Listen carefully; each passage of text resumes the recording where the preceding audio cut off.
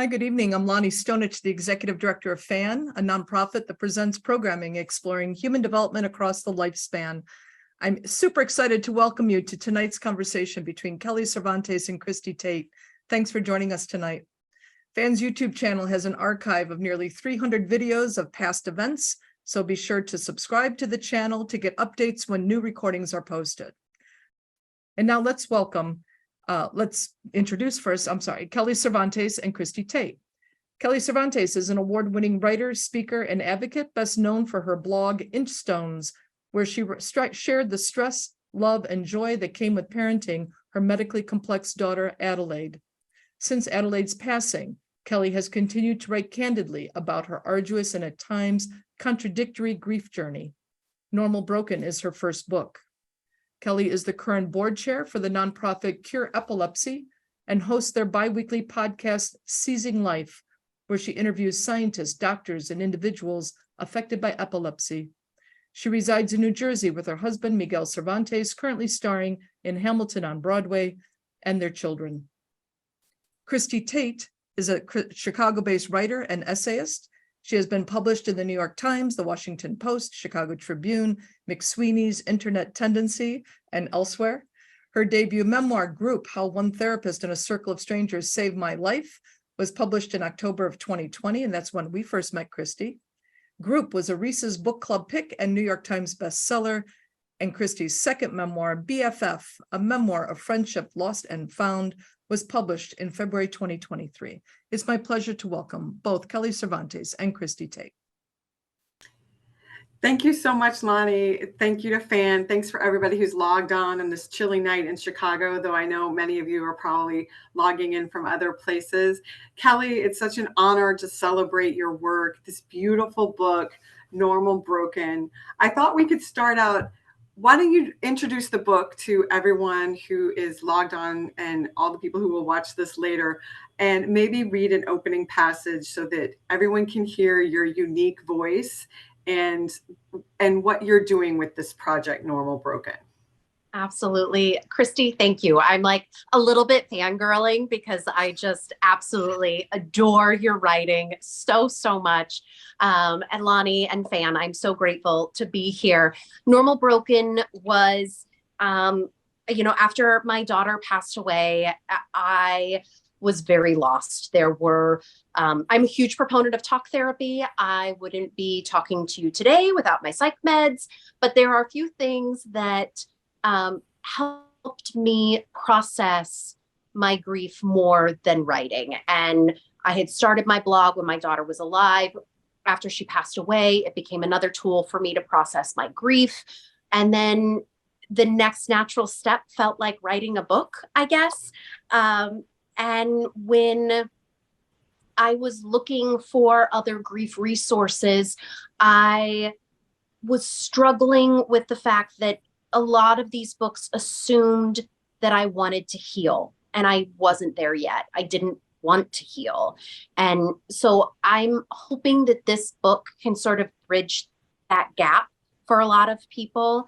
And sort of to start things off, I do want to kind of set a tone, because I can't tell you how many times people have come up to me and said, I lost my husband, I lost a sister, I lost a pet, I'm going through divorce, but none of that compares with your loss. As if child loss is like some holy grail of grief. And I just think that's BS. I think that loss is loss is loss. And so I want to even the playing field for all of us as we are starting this conversation around grief this evening. So I am going to read this passage from the prologue of my book. So one last thing I need you to know. Grief should never be a competition. Mark Twain said, "Nothing that grieves us can be called little. By the eternal laws of proportion, a child's loss of a doll and a king's loss of a crown are events of the same size. Whether you are showing up today having lost a parent, spouse, friend, or child, whether you are grieving your previous life, a career, a version of yourself, or a future life you had envisioned, whether you are grieving someone who is deeply alive but so very far away, your grief is valid.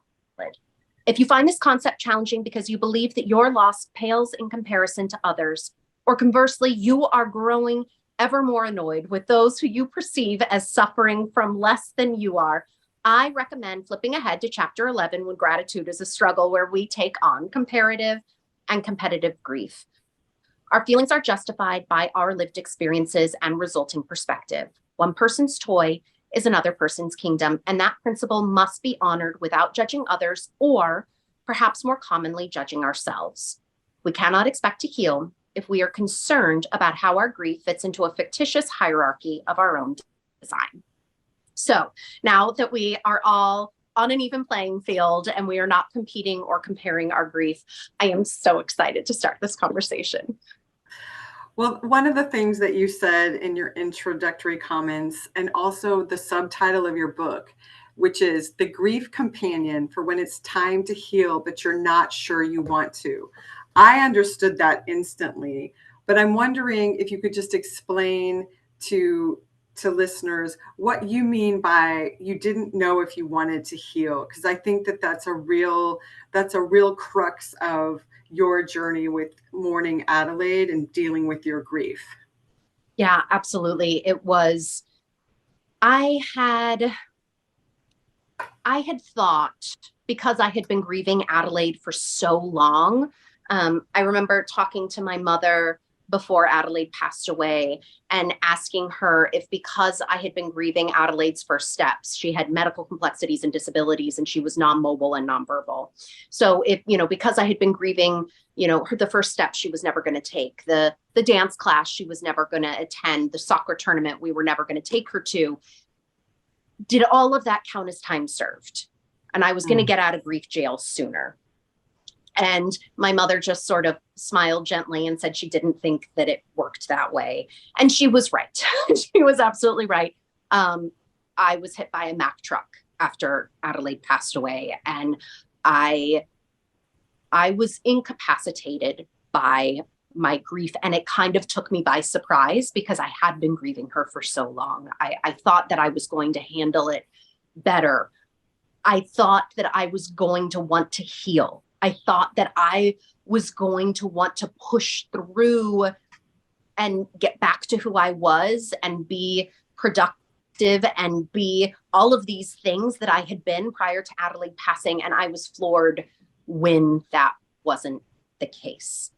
I had no interest in going back to who I was. There was some sort of innate part of me that understood that I was forever changed by this experience. And because of that, I was terrified of healing because I thought that that meant forgetting or letting go or moving on.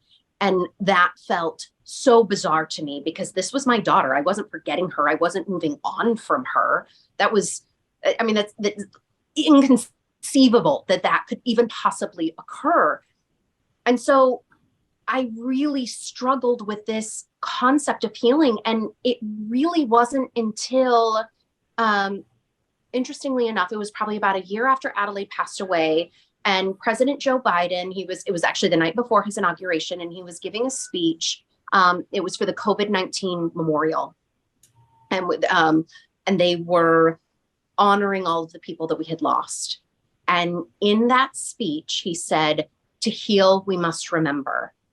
And I will never forget hearing those words for the first time and the impact that they had on me, because regardless of your politics, this man knows grief. He has lost his wife, a baby, an adult son. This man has experienced immense grief in his life. And he's telling me that to heal, I must remember. And no one had presented it to me that way before. Healing didn't mean letting go. Healing didn't mean forgetting. It meant moving forward with Adelaide. It meant moving forward with her memory. And that I could do. Grief and love are two sides of the same coin. I was never going to stop grieving my daughter because I'm never going to stop loving her. I'm never going to forget her. So to heal, I can remember her. I can hold her with me and learn how to carry her forward in my life. And that was the turning point for me. And so that's what that subtitle means to me. When it's time to heal, but you're not sure you want to, that opportunity is there, that you see healing on the horizon, but there is something holding you back. And hopefully these words, my words, can sort of help bridge that a little bit. Absolutely. Absolutely. And one of my favorite things that you say in your book, and you say this early on, you say grief is weird. And I appreciated that. I feel like I've seen a lot of memes about grief. A lot of my friends work on grief in their professional lives, but I've never heard it said so plainly. And you write about some of the weird experiences you had when you shifted into the type of the grief that you were experiencing once Adelaide had passed. And you have a really beautiful passage about your relationship with the grocery store. And can you talk about that and how that fit into this grief is weird and unexpected? Absolutely. So interestingly enough, grief is very weird. But what I have discovered is that I am not special. And I mean that in the nicest way possible. I am special in all of the ways that Mr. Rogers and Sesame Street taught me that I was when I was a child. But nothing that I have experienced is unique to me, including those weird pieces of grief, like going to the grocery store. I have spoken, so I had a major aversion to grocery shopping, and I didn't realize it right away. I tried to go, we were actually still living in Chicago at the time, because Adelaide passed away in 2019. Our family was still living in Chicago. My husband was still performing as Hamilton in the Chicago production here. And I tried to go to my local Mariano's, and it was my local grocery store that I had been to, I don't know how many times before. And I took one foot inside that grocery store and I saw an avocado stand. And because my daughter had been on a ketogenic diet because of her seizures, avocados had been a staple in her diet. And my heart just like fell into the pit of my stomach, because here was this display. I didn't come to the grocery store for avocados.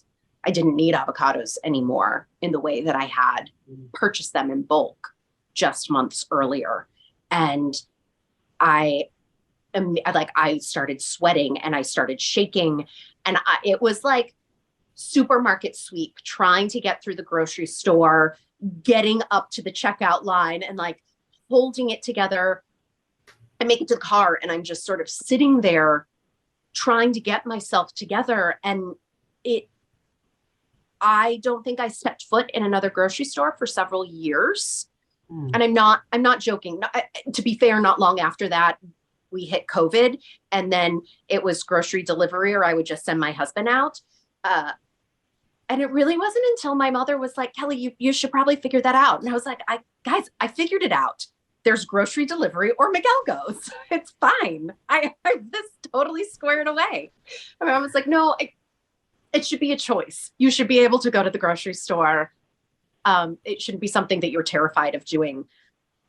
But what I realized is that so many other people, for other reasons, also have these crazy aversions to grocery shopping. I spoke to one woman who her mother passed away when she was in her early 60s. And so she had a really hard time going to the grocery store because she would see all of these people who were older, and she would get upset because she was like, how come that older person gets to live and my mother didn't? Why was my mother taken so young? And the grocery store is this mishmash, this melting pot of cultures. We have so many things that remind us of our loved ones, the foods that we don't have to purchase for them anymore, the recipe that you see that your grandmother used to make for you, someone who reminds you, heaven forbid, a teller who is, asking you about, they see your pregnant belly and before, and now you're not pregnant anymore. And they comment on that, but the child isn't here to show them. And I mean, there's just a multitude of reasons. And it definitely took me a minute to process grocery stores and what it was that was actually really triggering that. But oh my goodness, grief is the weirdest thing. It pokes up at the most bizarre times. The weirdest things will trigger me. And I think sometimes if you're not laughing at some of it, then you're being much harder on yourself than you need to be. Grief is weird. And if you're not laughing, you cut yourself some slack, because you deserve to laugh at it and at yourself. Well, I think the humor is one of the huge gifts of your book. You make so many funny jokes, laughing at yourself, laughing at the crazy world we live in. And it was really comforting. Your subtitle is Your Book is a Grief Companion. And I do feel like your voice and the generosity with which you share your process really does feel companion-like. And one of the things when I've had episodes of grief, what's very, very disappointing, besides whatever it is I'm grieving, of course, it's that I can't push through, I can't achieve, I can't type A, I can't punch list my way through it. That is very disappointing. And you out yourself as a former type A perfectionist, former, right? And Totally. we're all recovered here, right? And you talk about the ways in which grief just bowled over you and you had to like go to bed, and how that's not your personality. That's not how you moved through the world until you were smacked down by grief. And can you just talk about that period, so that if anybody out there listening is seeing that in themselves or others, that they feel less alone, and also the cognitive dissonance between who we think we're supposed to be in grief and like how it actually feels. Like it actually feels like I need to sleep for many, many, many hours during the day. And if you could talk about that, I think that would be wonderful for people to hear. Yeah, I was in, major denial, major denial. Adelaide passed and I didn't stop. I was terrified to stop. 2 weeks later, I was on an airplane giving a speech somewhere. After that, I was on another airplane going to another event. And then eventually the holidays happened and life caught up to me, and I was forced to stop and to sit in my grief. And it was terrifying. And it was the reason that I had not stopped before, because I was afraid that I wasn't going to be able to get up again once I stopped. And I was right. And what I know now is that that was healthy, that I needed to stop, that I needed to take that time. But it was really hard because I would take 2 to 3 hours. I would take 2-hour naps during the day, sometimes twice a day. And that is not in my nature in the slightest. If I took naps while Adelaide was alive, it was because I was up with her 3 or 4 times during the night with seizures or resuscitating her. Like it wasn't, they were out of necessity so that I could continue to care for her, not because I literally could not function anymore without being horizontal and covered in cotton sheets. And it was especially hard because we had our son Jackson at the same time. And I felt this need to be strong for him, or to show him that we could keep going. But my body was telling me that that was not going to happen, that was not feasible, that was not realistic. And that was really, really hard. I have to say it was well over a year before I made it through a day without a nap. And even now I find around her anniversaries or difficult holidays, I still need to go and take a nap and just sort of reset and almost start the day over in some ways. And once I gave myself permission to do that and relieved myself of the guilt, I became a much more settled person, because it was just something. Grief is exhausting. It wears you down mentally, physically. We think of grief as this emotional experience. It is not. It is emotional, it is mental, but it is also very physical. There are all of these studies. Certainly by this point, most people have read The Body Keeps the Score, but it's true, right? Like you feel grief in every system of your body, and we have to hold space for that. You can't, there's nothing wrong with you. It is just grief. I ended up having these horrible inflammations on my eyelids, and I had no idea what was going on. I thought that I was using some bad face cream. It was grief. It was grief. It had exacerbated. I have very sensitive skin and allergic reactions, and it had exacerbated that. And once I realized that, I was able to treat it more effectively. But we have to hold space for the physicality of grief and the toll it takes on our bodies. Yeah, that's exactly that. I thought that was so telling when you talked about a physical manifestation of your grief, that you were able to tie the physical to the emotional, and that in this culture, that's a very hard thing to do. And one of the things I wanted to ask you, and yesterday I talked to a friend, he just lost his brother. So I called him to check on him. And I said, I'm so sorry to hear that your brother passed. And he said, please don't use the euphemisms. He died. My brother died. And I was like, okay, let's start over. And because I want to give a grieving person what they want. So this is a two-part question. One is about that specifically. When you talk about Adelaide, do you prefer the euphemism, or do you like the stark reality of she died and we are coping with her loss and honoring her memory every day? And secondly, when, as someone who has gone through grief and now writes about grief, what do you recommend people do to approach people? Like, your book has some very funny examples of some of the less sensitive things that people say, but also some of the wonderful things people have said to you since you lost your daughter. Are there some rules of thumb for those of us who want to engage? We don't want to abandon our friends who are in grief, but we're scared to say the wrong thing. What are some rules of thumb? Absolutely. So what's interesting is that because we had my son and he was 7 when Adelaide passed, and we worked with social workers to try and figure out what was the best way, what was the best language to use for this, to explain this to Jackson.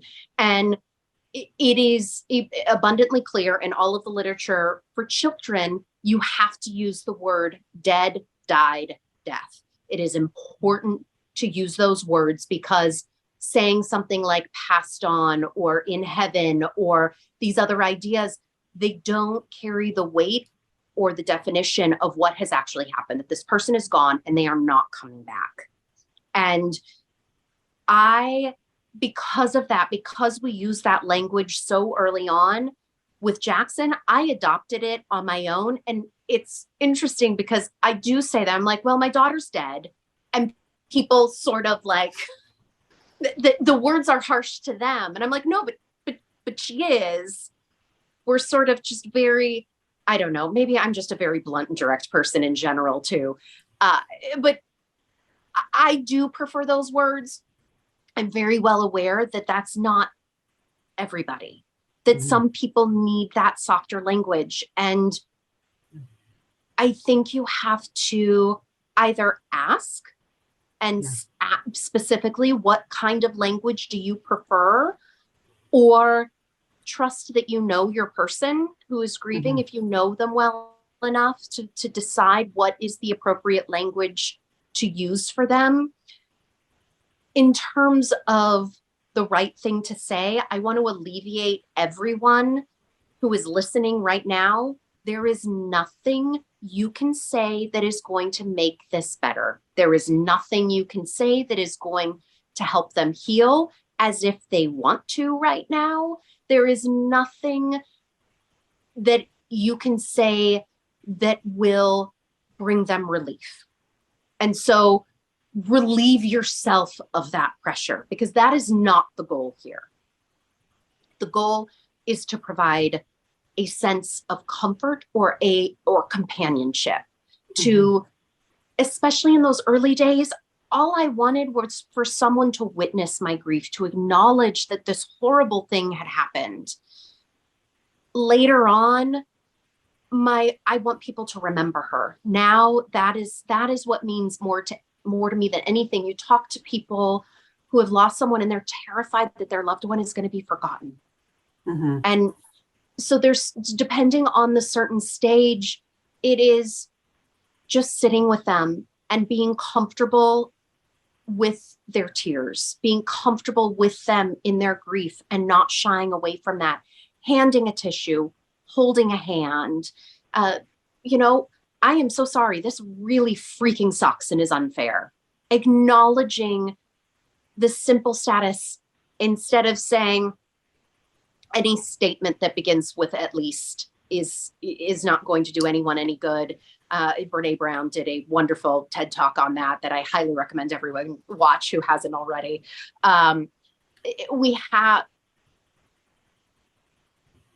It is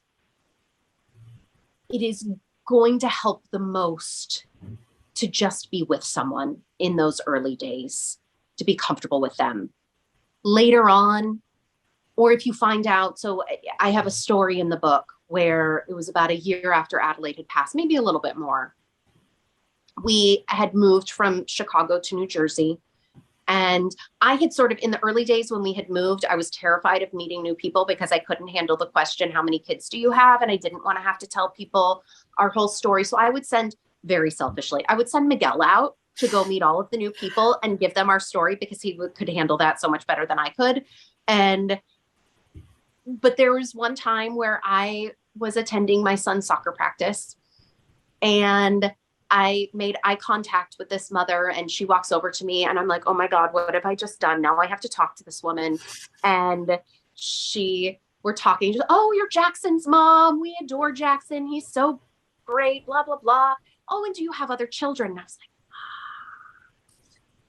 yes. And because I am not capable of being like, nope, Jackson's our only one. I have to, I can't do it. I can't deny her. I can't deny Adelaide. I was like, well, we had another child. She passed away. And her response was, I am so very sorry. What was she like? Mm. And it was possibly the most beautiful thing that anyone has ever said to me in response. I didn't need to comfort her. There wasn't the glazed-eyed expression. She didn't make it about her and a similar situation, someone she knows that has lost a child, or there was no comparative, no competitive. She made it about Adelaide, and she asked me about her and what she was like. And honest to God, the only thing, if I could talk about Adelaide all day long, I would. Every parent wants to talk about their kids. They love them to pieces. And whether my daughter is here or not, I still want to talk about her. And so there's keeping her memory alive, going to my friends' houses and seeing Adelaide's picture on their bookcase or their mantle or their fridge. It warms my mother's heart in ways that I can't describe. There are these simple things that you can do to help keep someone's memory alive that is going to help that grieving person far more than telling them that heaven needed another angel. So what was Adelaide like? She was feisty and a spitfire. So she was nonverbal, but she had no issue telling us exactly what she was feeling or thinking. For example, she cuddled every morning with her brother on the couch. It was very sweet, but her brother was perhaps a little overzealous in the cuddles and he would squeeze her a little too tight. And when that happened, Adelaide would smack him across the face. And it was just like having typical siblings where I would hear Jackson calling from the other room, Mom, Adelaide hit me. And I'd have to go in and be like, Adelaide, you can't hit your brother. And, and she's just sort of sitting there looking at me, like rolling her eyes if she could. And she loathed baby music, like traditional children's music, Baby Shark. She hated it. She would kick her legs and scream. But our home nurse actually discovered she put on Frank Sinatra one day and Adelaide calmed. And she opened her eyes and she was looking around and was an entirely different child. So from then on, there was Frank Sinatra was playing in our house almost constantly. She loved being outside and going for walks. She loved to play games with her therapists and her doctors. She would pretend like she was asleep every time she saw a white doctor's coat. She was much more aware and smarter than anyone ever gave her credit for. And I have a funny feeling, even though I dressed her like in all cutesy little girl things, I've always had this vision of her being like a teenager and dressing in like camo and combat boots and just being this like punk kid who took no BS from anyone. And she would have just hated all of the sparkles and pink and unicorns that I put her in, but she certainly was cute in it. I've seen lots of pictures on your blog, and she was absolutely, absolutely adorable. And you've mentioned Miguel several times, your husband. And when I read those parts of your book, I felt such fear. My husband and I haven't faced that. When we have small tribulations, like how to balance the checkbook or where to go on vacation, like much lower stakes decisions or ways of processing the world or parenting, it's very, very difficult. And you write about how you and Miguel had different ways of mourning and how that could be lonely and isolating and create conflict between the two of you. Can you talk a little bit about that and how you were able to stay connected with him, even though his way of grieving was not your way? Yeah, it was the early days. It was not easy. I am a very emotional person. I would have grief exorcisms on the bathroom floor, and just the grief would explode out of me. Miguel grieved on his own. I needed someone to hold my hand. I wanted someone to witness my grief. I needed it to be a shared experience. And he grieved while he was taking the dogs for a walk at night by himself and picking up dog poop.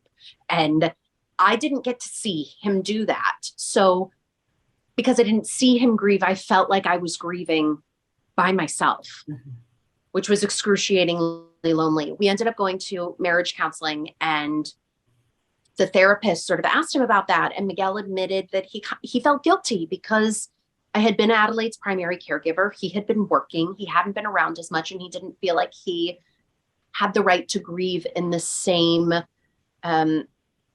physical way that I was, which was ridiculous. And that is something that he has worked through on his own. But sort of the decision, the realization that we came to was that there were two actions that we took out of that. One is that when he has grieved, when he has had his moments, he doesn't need me or want me there for them. And I have to be okay with that. We all grieve differently. I have my process. He has his process. But what he can do is tell me about it afterwards. And so there is one exchange in the book where he is, so when we moved into our new house, Broadway is closed. Miguel cannot sit still. And he decides he's going to renovate every bathroom in the house, naturally. And he is grouting the shower tiles in one of the bathrooms. And he starts thinking about how Adelaide is not going to live in this house ever. And he starts crying, and it's probably 12:30 in the morning. The next morning, he comes down for coffee and he tells me about this. And there aren't words to say what that meant to me, for him to share that experience with me. And I'm sure it felt horribly awkward to him to be like, oh, by the way, last night I was crying over our dead daughter. But to me, to know that he was remembering her, that he was having these emotions, that allowed me to feel a connection with him, even if it wasn't something we were feeling at the same time. Now, I still needed someone to be with me and to hold my hand and to witness my grief. And Miguel was not going to be able to do that. That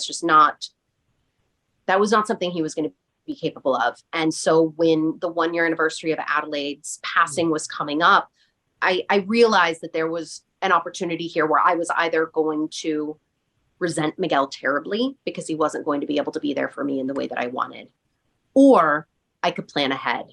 And so I called my best friend from Chicago and asked her to fly out and to be with me. And she laid in bed with me and ugly cried. And then she told me jokes, mostly at Miguel's expense, to like pull me out of it. And then I think we went and watched Schitt's Creek or something like that.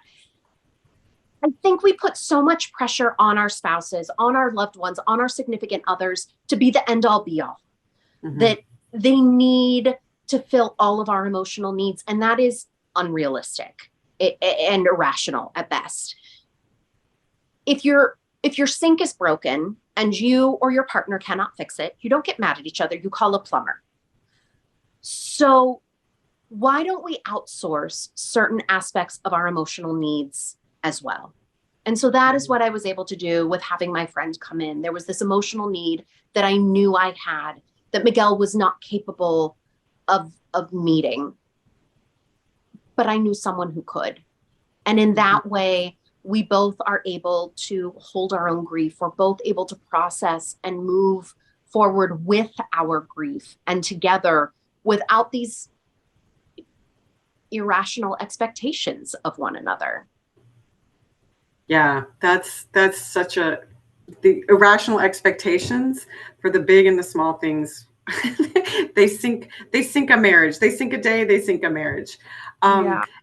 And, there's something there, you write about how there are some very specific things to your story that no one else is going to live through exactly what you live through. But in the specifics, readers can feel the commonality. And one of the things you write about so gorgeously is grief is weird and life is also weird. And in the middle of this tragedy, wonderful news hits your family. Like literally you're on your way to gather items for a memorial service in celebration of Adelaide's life. And you get your family gets a once in a lifetime phone call. Like that's never going to happen to me. I don't think. I don't want to say never, but it's hard to picture how that might come about.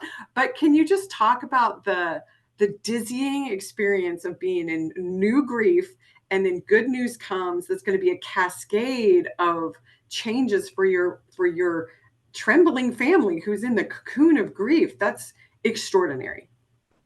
Yeah, it was, we were on our way.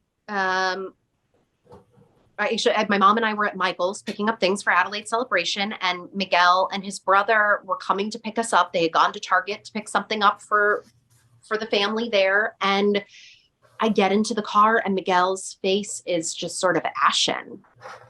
And I ask him what is going on and if he's okay, Adelaide died like 2 or 3 days earlier. So it was sort of a loaded question. And he was like, well,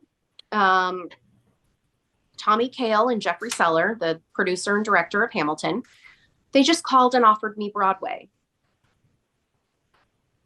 And then the ashen face took over me as well.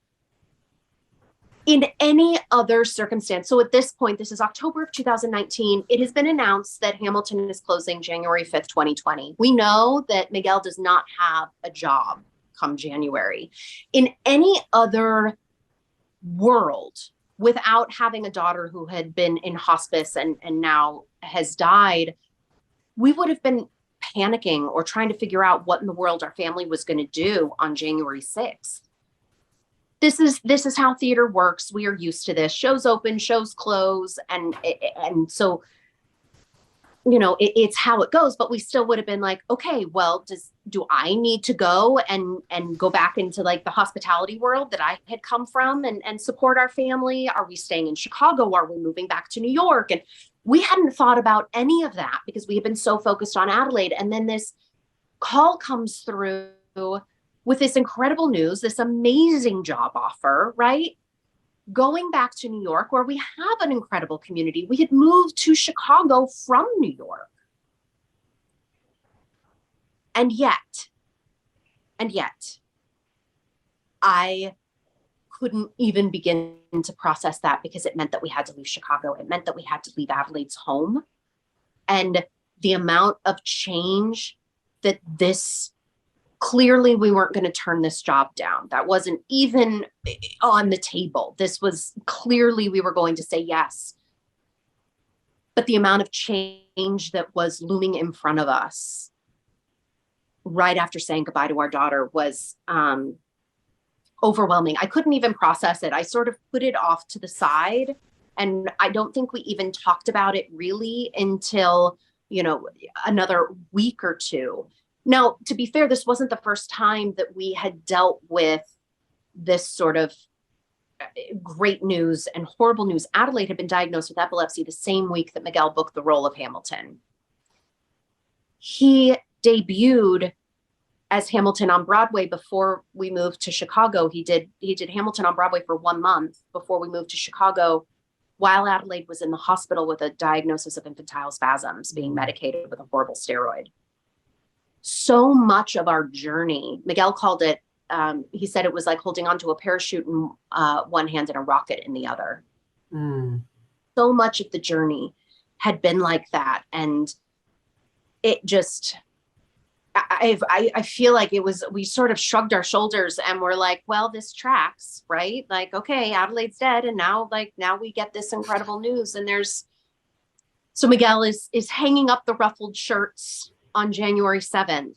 And he will take his final bow as Hamilton. And it's such this bittersweet moment for our family, because so much of Adelaide and our family's story is wrapped up in this experience and this show. And part of me is also terrified that there's going to be some like amazing or horrible news that also comes around January 7th, because that has just been the track record for this show. So please say a prayer, cross your fingers, do whatever you do, that we can just get through January 7th with just regular and normal, without like some catastrophic life altering piece of information being sprung on our family.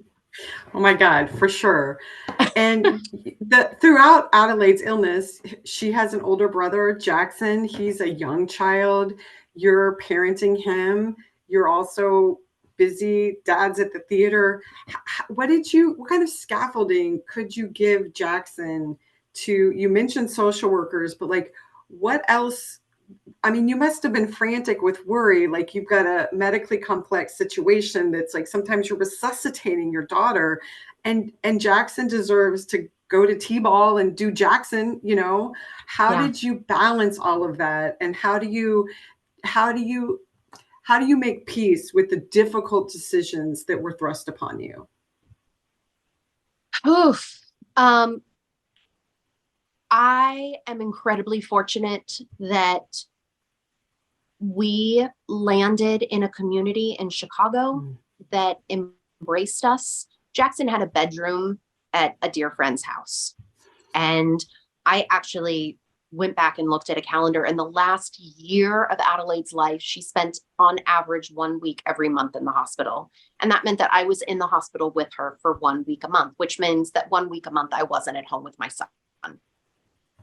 So essentially 3 months, if you put it all together, for 3 months, he lived with another family. And they adopted him as one of their own. And the support that he got at school from his teachers, I am forever indebted to our Chicago community, to our CPS school, for embracing him and holding him and being the support for him, because I quite literally couldn't be there. He didn't know who was going to pick him up from school on any given day, whether it was me or another mother. And I hate that was his reality. But there wasn't really much I could do about it. And so I'm grateful that he had a support system, that he could, and to be fair, the child has been in therapy since he was 5 years old. So he has those tools to process that. But then it was really hard when Adelaide passed away, and then COVID hits, and then we have to move. And he really struggled. And that was really hard to see, because I was struggling too. And Jackson, he's an amazing human. He has more empathy in his pinky finger than most adults I know have in their entire bodies. And that is a direct result of being raised with a sibling with disabilities and medical complexities. He's forced to develop this empathy to put other people's needs ahead of his own, because I would be reading him a bedtime story and putting him to bed, and I hear Adelaide's alarms going off upstairs, and I have to jump up from his bed and run upstairs and make sure that his sister is okay, which is a whole other thing that we're dealing with now, where I'm like, no, you can't put yourself first. You can choose Jackson first. And so we're having to do a little backtracking there, but he's always trying to protect me and to protect his father. And he doesn't feel comfortable talking to us about a lot of his emotions and his grief. And that has been really hard for me, because I want to be the person that he goes to. I want to be that confidant. I'm his mother. I want him to feel comfortable coming to me. But just like Miguel and I grieve differently, Jackson and I are also grieving differently and processing differently. And I've had to accept that it is not a fault in my parenting, if Jackson feels more comfortable going to someone else. The important thing is that he is finding someone else to go to, whether that is a neighbor, whether that is a therapist, whether that's the school counselor, that he feels comfortable and open talking to someone about his feelings. That's the important thing. And that it doesn't have to be with me, even if I really, really, really wish it was. Yes, relatable. So as the grief process rolls along, and you write very beautifully about what it's like to face anniversaries, and you talked about like having a friend come in and having a plan of action for those dates, and really honoring memory and process and body throughout the process. One of the questions that I have is, how do we know when let's say we're a year into grieving, and you make it very clear that there is not a timetable. I felt so comforted when, like, I felt like your book gave me permission to grieve forever. Like, grieve as long as it takes, and removing timetables, because then it can just stretch out, and it doesn't have to be on an American timetable or whatever. Mm-hmm. But how do we know there is such a thing, and I've done it, as getting stuck? And how do we know when we're honoring memory and honoring the pace of our healing, and when we're really stuck in the mud around the issue of loss and letting go, and finding some kind of productive balance there? What's your take on that? Absolutely. I really love this question, because I will always grieve my daughter. And I think that we have this idea of grief as being like we curl up in the cocoon and we can't get out of bed. And that's not what grief means to me. So I'm always going to grieve my daughter, but I can still experience joy. And I think that the difference is when we are actively rejecting joy, when we are pushing against it, when we are saying to ourselves that we don't deserve that, when grief, when joy and happiness, or even okayness, is staring us in the face and we're turning a blind eye to it. And when you're doing it. I do think there comes a time where you are aware that there is an opportunity to feel something positive, but you turn your back on it because you're and for a multitude of reasons, because you don't think you deserve to feel that, because you feel guilty feeling joy when your person is gone, or because you're so comfortable in your grief and in your sadness that feels like the safe place, that being happy is scary because it is now. That's the unusual. That is the odd feeling. And so we do have to break out of that. And part of that is acknowledging that our loved one is gone. They do not, our grief is not serving them. I write in the book that grief is a selfish emotion. And I know that sounds super duper harsh. But what I mean by that is that we should grieve. We have to grieve. We have to emote, and we have to process. And those are so important. At the same time, our grief serves no one but ourselves. It's certainly, my grief doesn't serve Adelaide. She's not here. She's not looking down on me and thinking that I should be crying more. My grief doesn't serve my son. It doesn't serve my husband.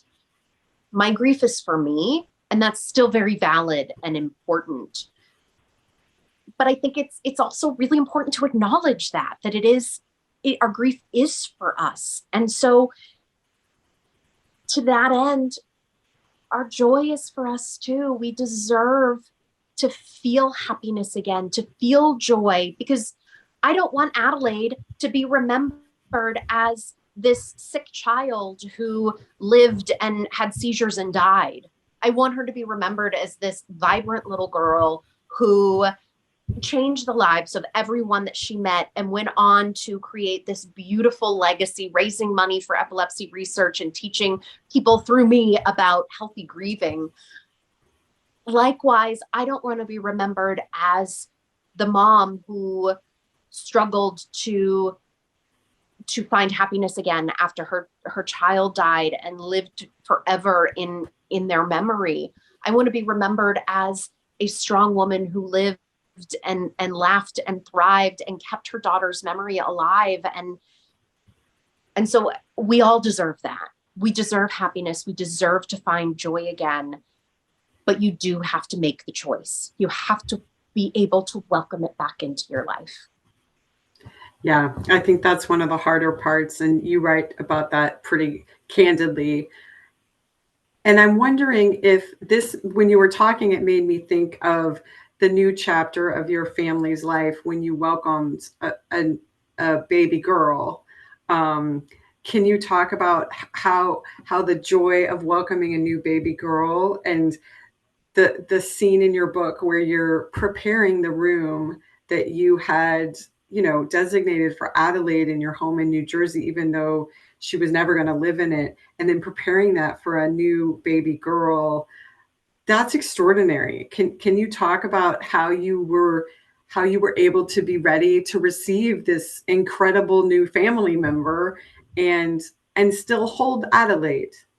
Mm-hmm. It was, I don't often say that we should just push the emotions down and deal with them later, but that was definitely one moment where I had to push the emotions down and deal with it later. We found out on Monday that Anessa needed a new home. Our daughter, she was 2.5 at the time. By Friday, we were in and we were picking her up. And so we had essentially 4.5 days to prepare emotionally to welcome this child into our home. And it was a roller coaster. And switching that room over, this room that we had designated, we had all decided that when we left Chicago, Jackson, Miguel and I, we were like, we need a room in the new house that is Adelaide's room. Because each of us in turn, after Adelaide died, we would go and we would spend time in her room and feel closer to her. And we wanted to keep that feeling in our new house. And it was beautiful. And we got to have that for 2 years and 2 weeks. It was from when Adelaide passed away, when we brought Anessa home. And it was very challenging to pack up Adelaide's things or move them to, I took over another room of the house and made it my office. I kicked Miguel out of his office and said that it was my office now, and then sort of put half of Adelaide's things in there. So we transferred it. But in that process, I realized, I think we hear a lot this idea of but and, that, you can have these two thoughts at the same time. And I do think that that's beautiful. And I think that there is a space for that. Sometimes those emotions are a little bit more challenging. And bringing a new daughter into our family after losing a daughter was one of those times that it was very difficult. And was not going to work in this situation. Here I needed punctuation. I needed a period. I needed these two emotions, these two thoughts to be entirely separate. I couldn't have one have anything to do with the other. Yeah. I love Adelaide. I miss her terribly. She was incredible and she meant the world to me and she made me a better human, period. Yeah. I freaking love Anessa. She brought sunshine and smiles back into our home. She gives me another reason to wake up in the morning. And I am just could not be more thrilled that she rounded out our family, period. They are two entirely separate thoughts and feelings that can coexist inside my heart at the exact same time. That is so beautiful. This I cannot recommend this book enough to people. I think Lonnie is going to join us in a minute to close us out. But I just want to say congratulations on this book. This is a bestseller for a reason, and I look forward to all the goodness that you put out into the world for people who are grieving, and the very warm, companionable, all-encompassing way that you bring everybody into the conversation, whether you're grieving an identity, a job, a child, all circumstances. It's been incredibly incredibly enlightening. And I'm really glad I have a grief book that I can hand to people, because grief is a fact of life. And to have a resource written by someone who's walked through the fire of it and continues to burn brightly in the best of ways is a huge gift to the world. So thank you. Thank you, Christie, so much. Well, what a conversation. Christie, thank you so much for a very sensitive and nuanced interview with Kelly. Really, really appreciate your service to FAN and our community. Thank you so much for that. Kelly, I know you have, whether through its writing the book, interviews, all the various things that you've done surrounding the topic of your daughter's death, you managed to connect and bring forth just tremendous realness for people. You tap into it. You are exude a lot of compassion and a lot of insight. I could tell from some of the comments and questions that have been coming in while during the event that people feel a lot of gratitude towards you for identifying aspects of the journey that they themselves have also shared, and also feeling, I'm looking at Jerry's comment where Jerry had said that, let me just find it really quick.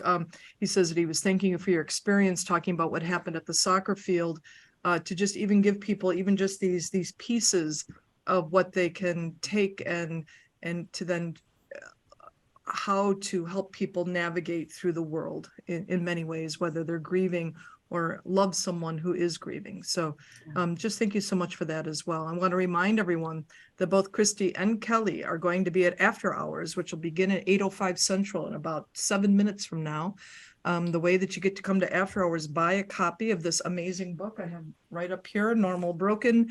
Buy a copy from our bookseller. We've been putting the link in chat. You can go to the bookstall. If you don't have chat open, you can go to the bookstall, go to their events calendar. You can click on there. You'll see our event, and you can buy a copy of the book. In your email receipt, there'll be a link to register for After Hours. Come ask your questions. I know that both Kelly and Christie are happy to continue this conversation. We'll be in After Hours from 8:05 to 9 p.m. So thank you for that. I'm going to give one other point I want to mention. Terry said, she says that she was also struck by, in particular, when you're describing the physical effects of grief, and that piece where she talks about the second arrow, the guilt over the physical effects. I just think it's really, it's tremendous. Another person here tonight also is struggling, navigating her grief journey from the recent death of her son, also medically complex. And she wanted to thank you for affirming the importance of talking about your beautiful children. So it's clearly those, you're touching so much. It must feel, I'm sure the book wasn't easy to write. Maybe, I don't know, actually, maybe I should ask you, was it easy to write? There were parts of it that were easier, because I had my blogs and my journals to go back on, and Right. And in this world, I get to, keep my daughter's memory alive. There were certainly some parts that were far more challenging than others there are some later chapters that I hadn't fully processed what I was writing about in advance of writing the book in the way that I had a lot of the earlier chapters. And that was significantly more emotionally challenging, to put myself in a position to process different pieces of my grief that I had been putting off, that I was very well aware that I needed to address, but that I, until writing this book, had not forced myself to face. But regardless, it all felt cathartic. It felt good. And knowing that it is reaching other people, and that, I don't anticipate that every chapter of this book is going to resonate with everyone, but there is going to be someone who resonates with every chapter. And that, yeah, that's probably the better framing of it, frankly. I mean, I can't think of a book where every chapter resonates with every person. So that's actually kind of unrealistic. Anyway, we're at 8:01. So I want to go ahead and close down. Thank you everyone for joining us tonight. Come hang out with us next week. We have a great couple programs as well. Thank you so much again. And we'll see everyone hopefully at After Hours in about 5 minutes or so. So thank you so much and good night, everyone.